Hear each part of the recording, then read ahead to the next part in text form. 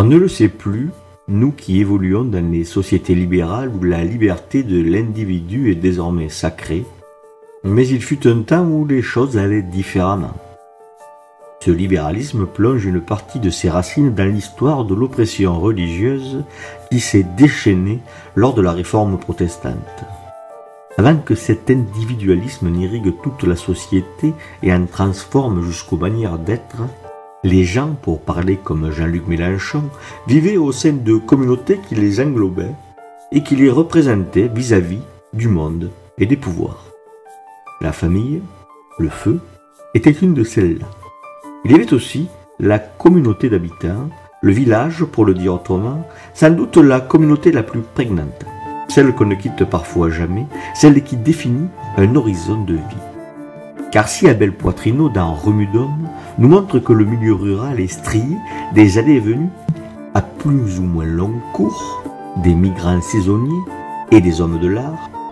il n'en reste pas moins vrai que pour beaucoup, les limites du finage villageois demeurent un horizon non pas indépassable, mais fondateur d'un regard sur le monde. Au village, une chose est sûre, tout le monde se connaît, tout le monde sait qui est votre père, votre mère, qui sont vos aïeux.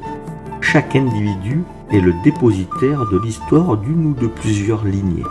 On sait d'ailleurs si votre famille est du village, de toute éternité, ou si vous êtes un tarvenu, avec les inconvénients que cela engendre, comme un accès interdit ou limité aux espaces communautaires, aux herbages. Dans ce milieu d'interconnaissance où les festivités sont nombreuses, toujours en lien avec la religion, mais toujours susceptibles de susciter la joie d'être ensemble, les liens pouvaient être forts entre les habitants.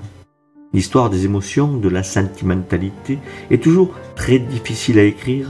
mais dans les registres de délibération, on croit parfois toucher du doigt ce lien qui unit une communauté, comme lorsque pendant la Révolution, dans un village du diocèse de Béziers, le consul exprime l'émotion du village tout entier, et surtout des plus aisés, devant les pauvres, obligés à manger de tout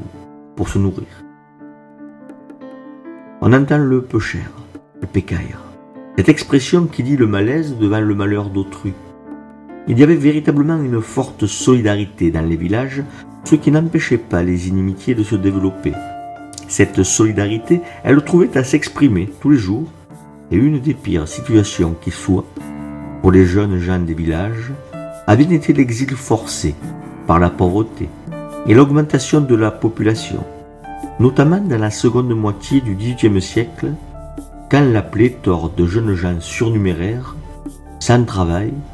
pullule en ville et fournira les forçats de la Révolution et de la contre-révolution dans le Midi, en Vendée et ailleurs.